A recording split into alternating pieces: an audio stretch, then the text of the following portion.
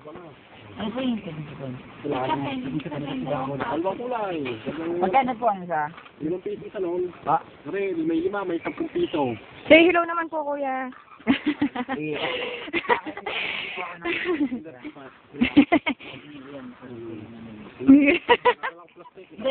Mamay na lang. Kamay na lang po, wala nang supot-supot dyan. Karating lang. Naululumangga. Meron na. Ha? Huwag na. Kamay na yan. Huwag naman ako eh. Pako namang nag-ano eh, hindi rin naman eh. So, sino pa? Video nga to eh. Ano ba? Hindi po, Manong. Salamat. Pero anong kumain? Oo, tara. Ito nga pala yung nature. Ah. Nature, as in, mga puno. tubig, Tapos, Tunog ng lagas-las ng tubig. lakas naman. Nabibinig niyo ba yun? Ibon. Lakas naman. Yan. Tapos yung sikat ng araw. Kasi sikat na araw. Wala na. Yun. Hindi, meron. Lalabas yan. Ang tawag sa lugar nito? Taytay Beach. Ay, hindi. Sorry. Taytay Falls. Taytay Falls. So, kung sabi nila, ano daw?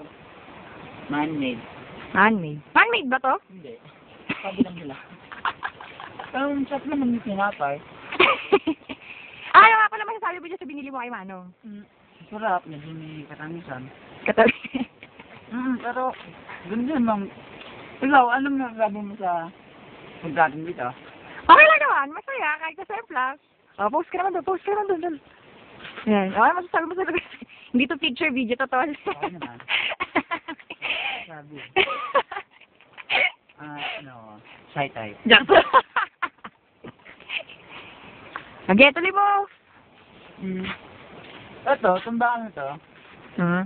Ginawa ito ng mga tao para dahil din sa pondo ng Entrance. mga pumunta dito. Yun. Tapos yung ilaw na yan. Ano ilaw? Yan. Sa ilaw? Sa Ah, yun. Okay. Nahirap din minsan pagpa-posing-posing na. Pangs nga eh. Pero sabihin ko yun, Ano? haba-haba ng hirap na ginawa mo bago makapunta dito. Pag nakita mo yung falls, Mawala. wala ka. Kaya nga, tinan mo, kahit na 5 lang ako eh, okay lang eh. Ano, autistic ka. Gago!